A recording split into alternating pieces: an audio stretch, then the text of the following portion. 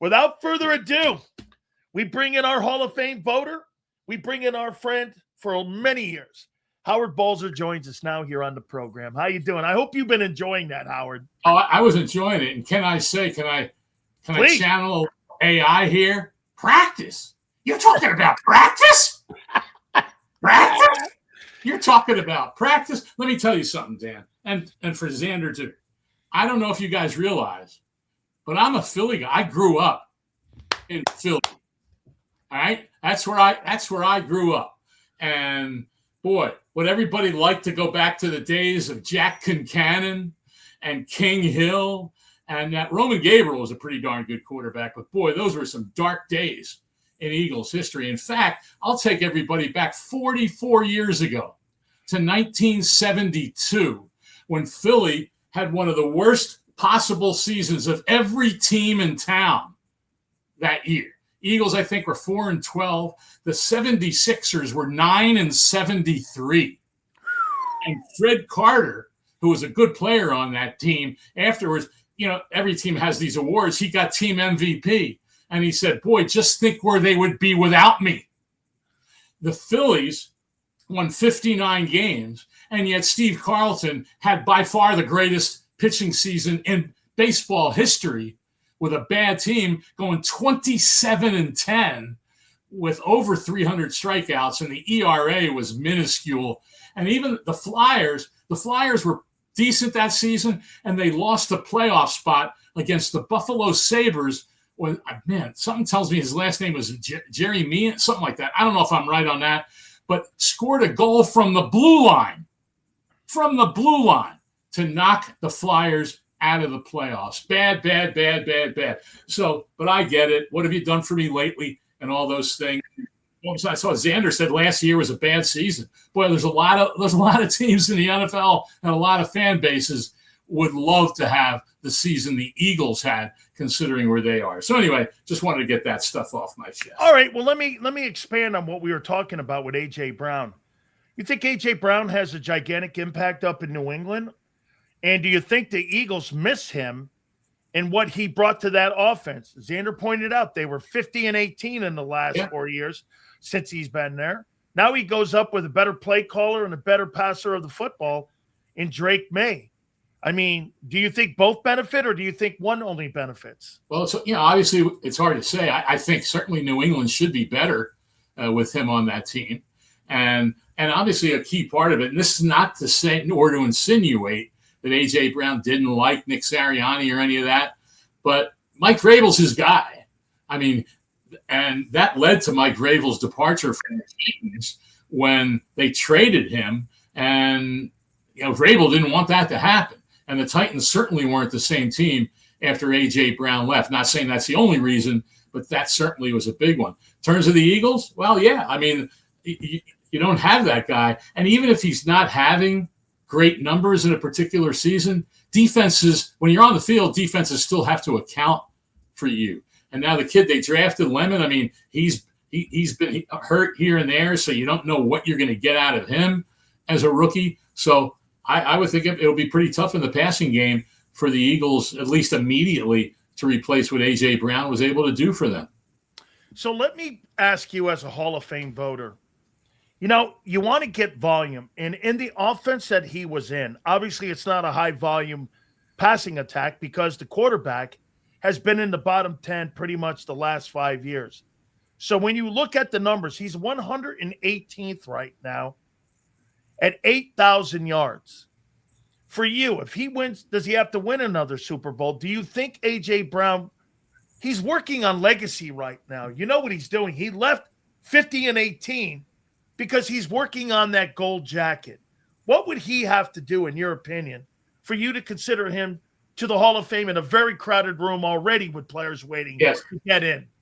Exactly. Very crowded room that only gets more crowded as more guys become eligible.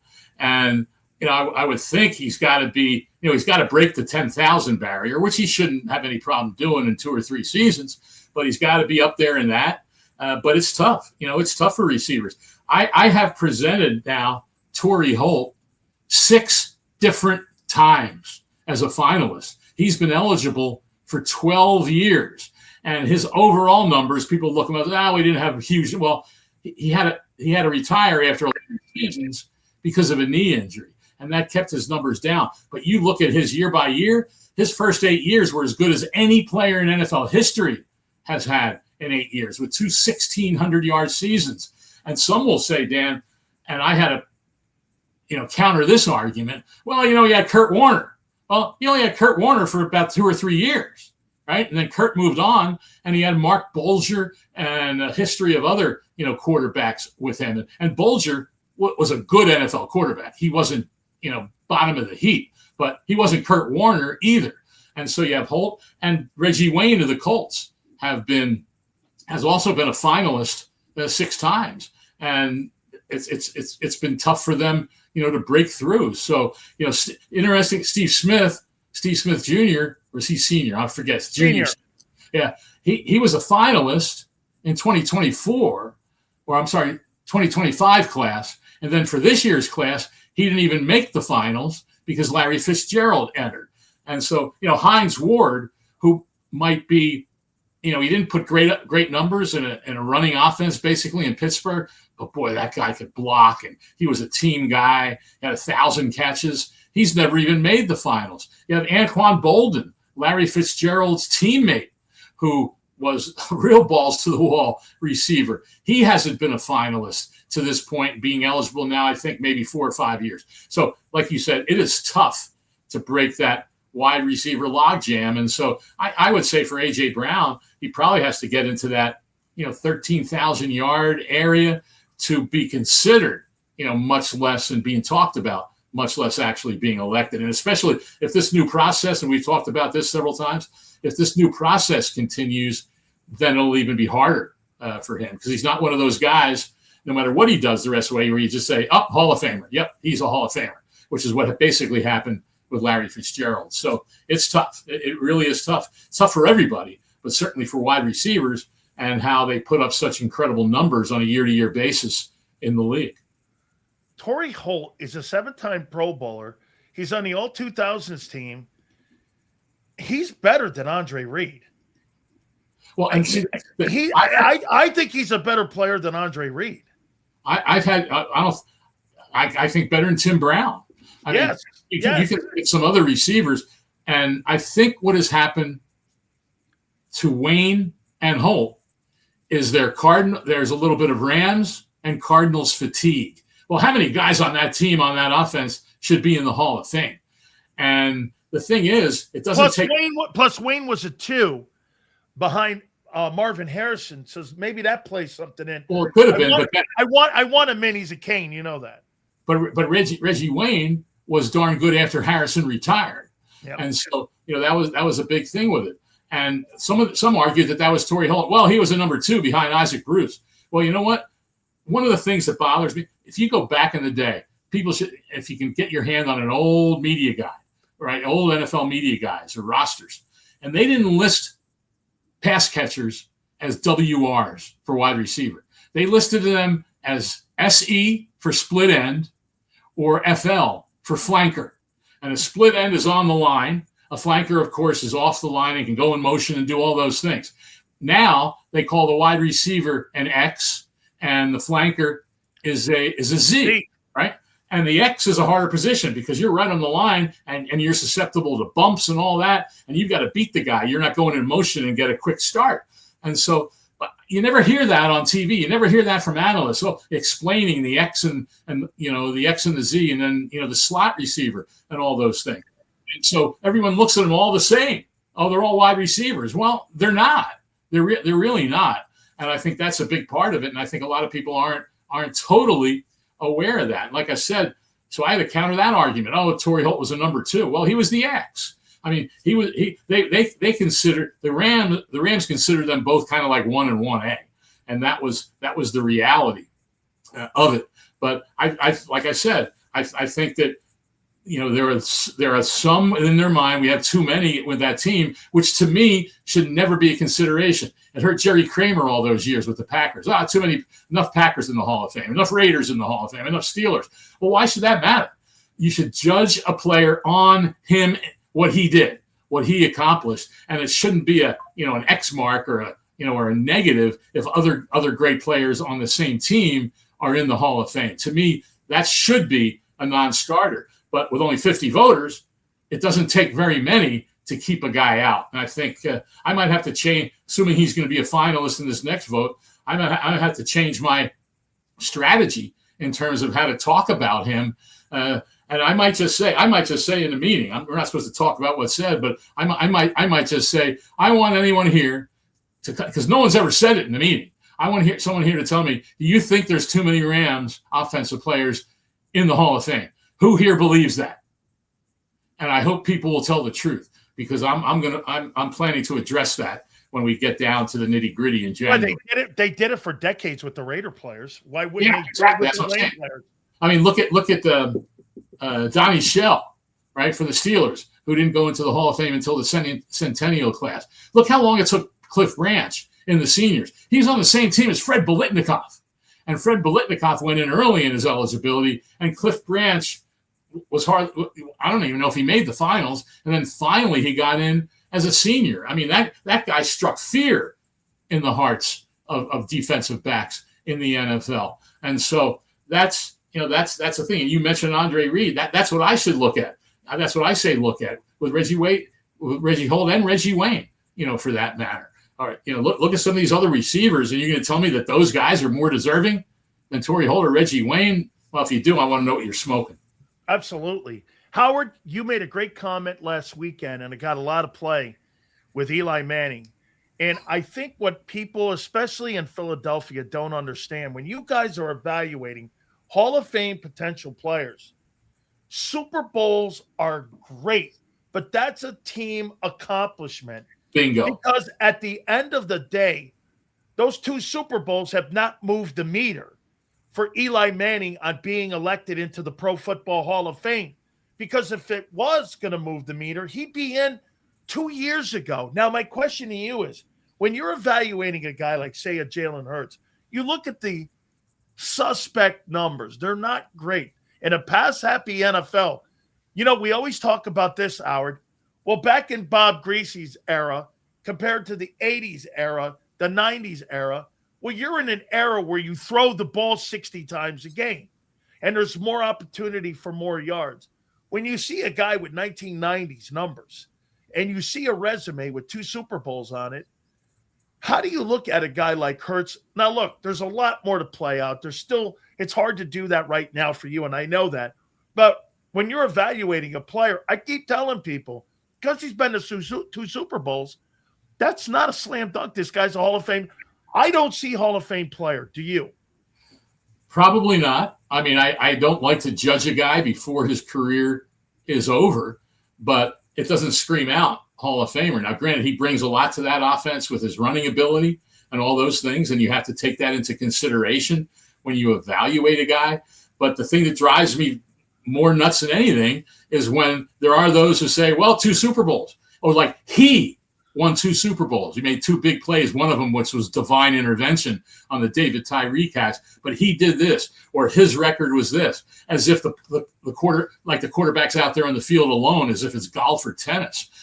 Like you said, it's a team game. To me, I don't know why anyone ever ascribed 1-loss records to quarterbacks. I mean, because there's so many other things that happen, especially in football where you're only playing one side of the ball. I mean, it's just crazy. It's just crazy to me that a lot of people look at it that way, but a lot don't. And I'll tell you, truthfully, if you look at those 2 Super Bowls that the Giants won, Eli Manning and that offense would not have even been in position to have a game-winning drive at the end of the game if the defense hadn't shut down Tom Brady and the Patriots in both games. In fact, that first one, when the Patriots were undefeated, they were averaging I don't remember the exact number, but it was like 450 yards a game and 35, 38 points a game. They were held to 14 or 17 points in that game. And so the problem is when you're voting for MVP, game MVP, you're probably looking, oh God, who can I vote for on defense? And there wasn't one guy that had, like Larry Brown had 2 interceptions, or there wasn't one guy that had 3 or 4 sacks. So it's hard to just identify one defensive player to be the MVP. So the fallback is the quarterback. And that's what normally happens. But it goes deeper than that. I remember one year when LaDainian Tomlinson was up for the Hall of Fame in his first year of eligibility. And someone actually, they were still in San Diego at the time, and I'm pretty sure of that. Someone asked the presenter who presented him, asked him, well, how do you explain that, the Chargers never getting to or winning the Super Bowl? And I'm thinking to myself, he's not even a quarterback. You're asking that of a running back? Like he can control what happens, with the team and all those things. And of course, the Chargers, were always losing to the Patriots or the Colts in the postseason. But to me, I can understand if it's close between a couple of guys, maybe you start looking at team accomplishments and all that. But I think sometimes that goes to places that it shouldn't when you're evaluating an individual player on team success. And hey, Kurt Warner eventually got in, and I don't think he would have got in the Hall of Fame if he hadn't helped get the Cardinals to the Super Bowl that one year. But they would have had a second Super Bowl, after they scored the winning touchdown to Larry Fitzgerald, and then the defense couldn't stop Ben Roethlisberger and the Steelers, moving down the field. I mean, that's the balance in football of offense, defense, and even special teams, the impact that it has on games. And so I think sometimes, like I said, there's way too much emphasis on he won or he lost, when it's a sport that has 11 guys on the field on every play. Howie Roseman, do you think he's built up a resume where you look at him and you see, like John Schneider, are they on a Hall of Fame trajectory where you're looking at an executive, and what goes in for you to look at a player versus, say, an executive or a contributor? How do you look at a guy like a Howie Roseman when you're considering that guy for Hall of Fame? Well, I don't think they should be compared to coaches or players, which, of course, right now the contributor finalist is compared. We've talked about that many times, how the process now forces us as voters to choose between 3 seniors, players, a coach, and a contributor. And it shouldn't be that way. They should be looked at, in my mind, individually. But so you look at a contributor in terms of their success. And it was for a long time, it was hard to get contributors in. In fact, the only contributors that were getting in were owners for a long time. And then back in 2014, 2015, somewhere around there, they created a separate contributor committee and would put up one finalist or two for 5, they alternated for 5 years. And then all of a sudden, Bill Polian, Ron Wolf, Gil Brandt, Bobby Beathard, trying to remember, George Young went in the Centennial class, but all of a sudden we're talking about these excellent talent evaluators who set the stage for the coach and the players to win. So I think I don't think there's any doubt. It's whatever point it is, Howie Roseman, John Schneider will definitely be considered, and I would think they'd have a good chance of being elected for the sustained excellence that they've had in building teams and building rosters, and especially having done it with basically one team for a long time. And both of them have. We'll see what happens the rest of their career. But I think it showed. It was funny. It was funny. I saw a poll that someone did, and I hate looking at polls because, the people who vote most of the time don't know what they're talking about. But I saw a poll a few months ago, and it asked fans to vote for their favorite team. And if you think that you could draft, especially in the draft, if you could draft and evaluate players better than your general manager. And from the Seahawks fans, a team with John Schneider and the carryover from Pete Carroll, obviously, to Mike McDaniel. Mike McDaniel, and they win the Super Bowl and are a winning team in the first year with McDaniel. And the Seahawks fans said 34% of them said that they could do a better job than John Schneider. Well, that tells you all you need to know about all the noise out there and how much value it really has. But those are two of the best. I mean, there's absolutely no doubt about it. And I think if Ozzie Newsome wasn't in the Hall of Fame already as a player, he might get put up as a contributor. But why? What are you going to do? Give him 2 busts? I don't know. But he was one of the best also, and he did it for a long, long time with the Baltimore Ravens. All right. I asked Jason Cole this the other day. He was on 2 days ago, and he said he would hold it against him. And I wonder what you think. Lane Johnson announced that this will be his final season. He's considered one of the best right tackles that's ever played. He's failed 2 PED tests. You guys are pretty strict when it comes to controversies. T.O., Belichick. I wonder how that's going to play out if it does at all against Brady. You missing and having to miss games because of failed drug test. Does that play a factor in whether or not you're a first ballot Hall of Famer? Well, first, it doesn't for me. And I think the whole PED thing is kind of back in the day of anabolic steroids when it was a whole different environment in the NFL. And then when the league put its foot down, and then they started listing all these different things that you can't take. And so many times guys take something and they don't even know what's in it. And a lot of times they're taking something to recover from injury. It's not to build muscle mass and all those other things. Sometimes it's to recover from working out, to be able to work out again. But it's not what anabolic steroids were. But, we saw now, I guess Lawrence Taylor wasn't suspended for PEDs, but he had off the field. Recreational. Yeah, recreational. Antonio Gates had a PED suspension. He got in his second year. Some think he didn't get in his first year because of that. I don't know. I don't know why people didn't vote him. He was in the final 7 that year. Or no, they didn't have the 7 that year. But in any event, it's not a mark. It's not a mark for me. I think that sometimes, hey, it just happens, and you wish it didn't. But you also, and they never announced what the substance was, doesn't matter if it was a tainted sample or things like that.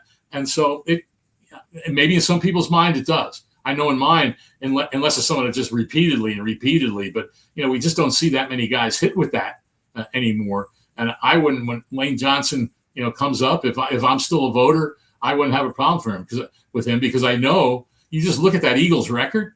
Look at the Eagles record over the years when he's been on the field and when he's been off it, whether it's been injury for whatever the reason. And it's dramatic, the difference that it is. So that would not be something that I would choose not to vote for him. Do you believe, we got a question here from folks, do you believe that Jason Kelce has a shot at being a first ballot Hall of Famer? Now, there's not a lot of centers that make it into the Pro Football Hall of Fame on first ballot. Do you think Jason Kelce is a first ballot Hall of Famer? I would say probably not. Of course, a lot depends on who's in the class that year. I'll revert to the process thing that I talked about. Will make it difficult. I mean, Marshall Yanda, who was one of the great guards for a long time in the NFL with the Ravens, and I'm trying to remember now how many years he's been eligible. It's at least 2.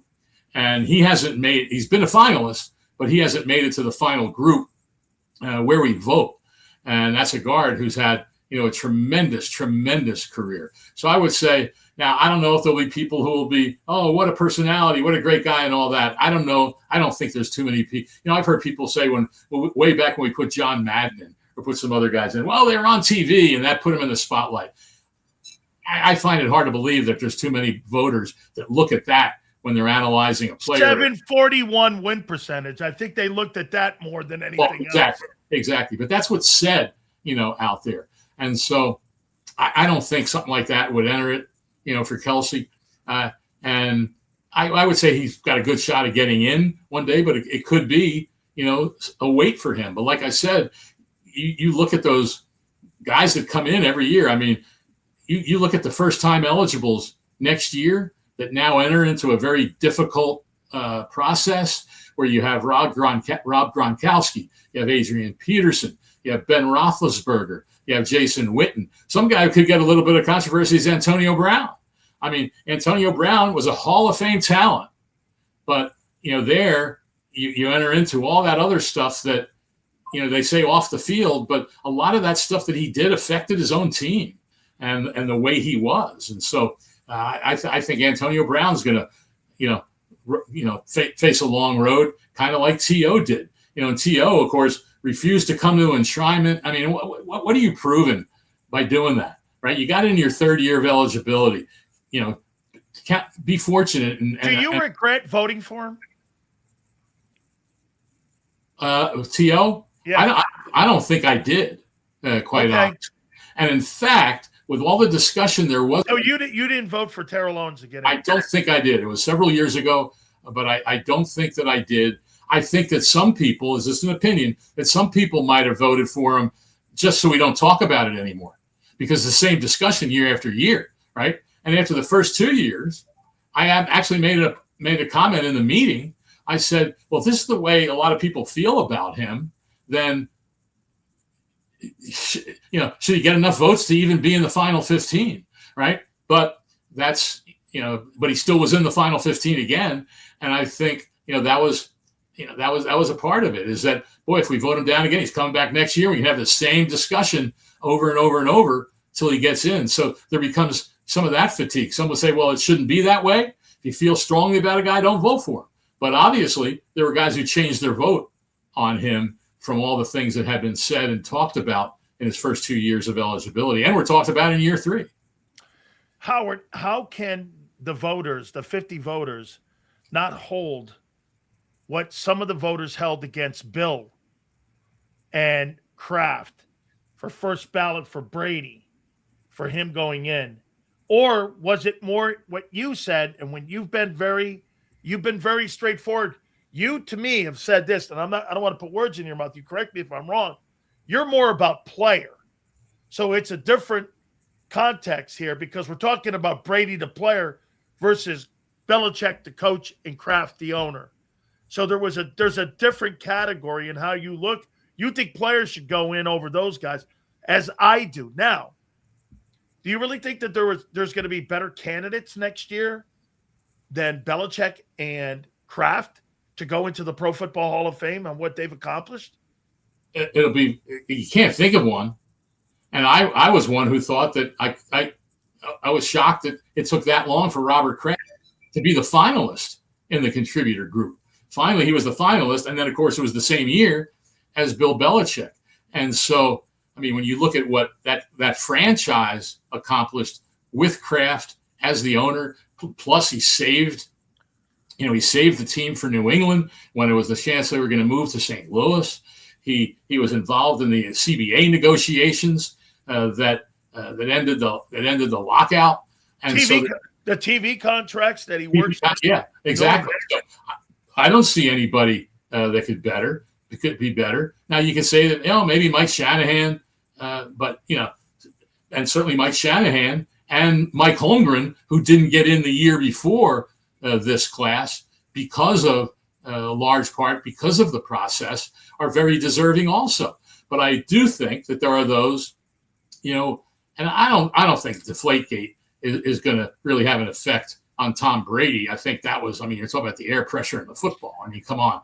But the other stuff with filming teams, and I know people say, well, you're only cheating you're not cheating unless you get caught, right? And there are some who said, this is a lot of people have said about Bill Belichick. Those tapes went on for seven years that they were doing that. So how do we know how many games were affected, by that? And Jimmy Johnson said, "Oh, we tried it; it didn't work." Right? Well, it must have been working for the Patriots to do it for that many years, and then the league, the NFL, destroyed the tapes. The Patriots refused to.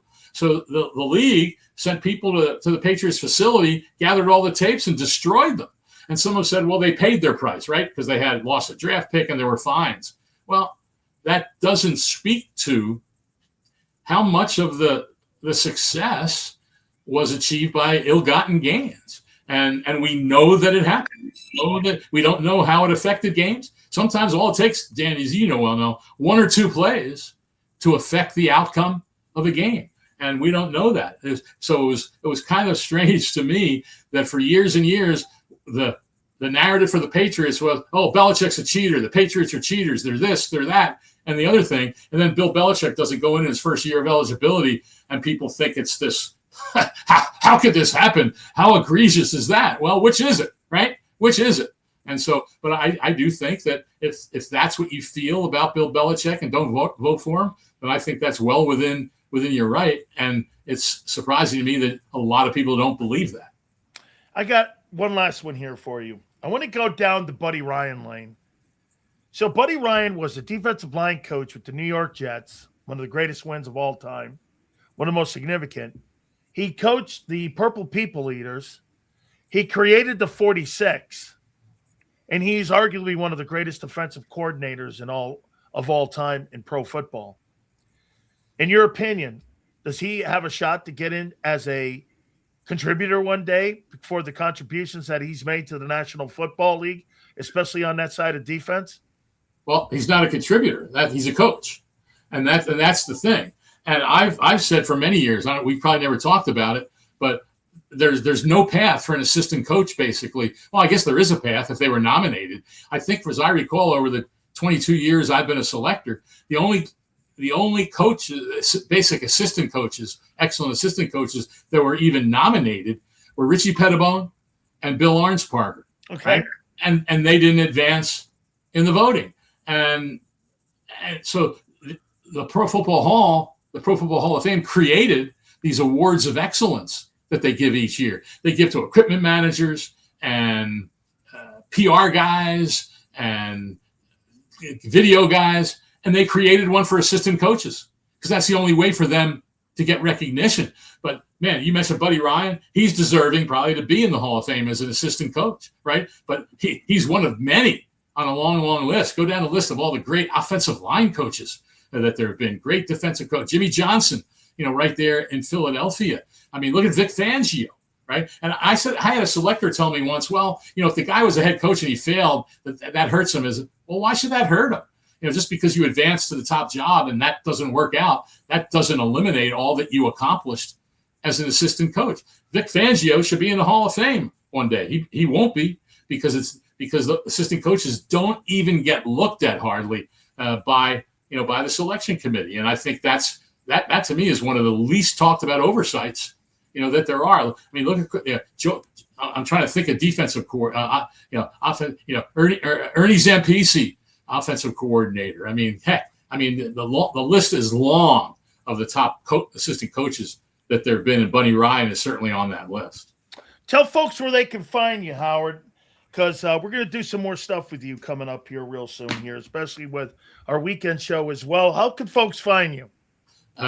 Covering the Cardinals on CardsWire. .USA Today. By the way, how's my boy Carson Beck looking? Well, he looked good last week in the preseason game, and then it came out today, a week after the game, that he's not going to play tonight against the Raiders in the Cardinals' second preseason game because he injured some ribs in that game last week, continued to play, and then was practicing this week without seemingly any problem. The injury was not communicated to anyone. And then all of a sudden it comes out today he's not playing tonight, but it's more, there's no worry about it. It's more a precaution than anything. Don't want him to take a hit. But he's looked pretty solid. Now, of course, there was total overreaction to what happened last week. Oh, he should start week one. He should do this. He should do that. But what it's going to do, Dan, is it gives the Cardinals some real thought because, most people figured Cardinals aren't going to be very good this year. They're going to have a relatively high pick in the draft next year, and so they'll draft a quarterback. Of course, that's dangerous to plan that because you never know how many good quarterbacks there'll be. Just because it looks now like there will be, you don't know what it's going to look like once the college season is over. But if they really like Beck's development and how he's taken to things and his operation and picking up the offense very quick, that could very well say to the Cardinals, we've got our guy for the future. You don't have to pick a guy in the top 10 to be successful. We've got our guy, and wherever we pick next year in the first round, we can use that pick to help somewhere else to continue this growth of this team. So that's what's going to be interesting to see if he gets some games somewhere at some point during the season. If they're not winning many games, I'd expect that in the second half of the year, and we see how he does then. But even that is not a full picture, right? But it does give you an idea of how the guy is handling it. Is he poised? Is he affected by the bright lights or any of those things? And the Cardinals truly I believe they feel that they've got a guy that they can develop for the long term. Absolutely. Howard, I appreciate you. We'll catch up with you soon, my friend. Sounds good, Dan. Take care. You got it. The great Howard Balzer,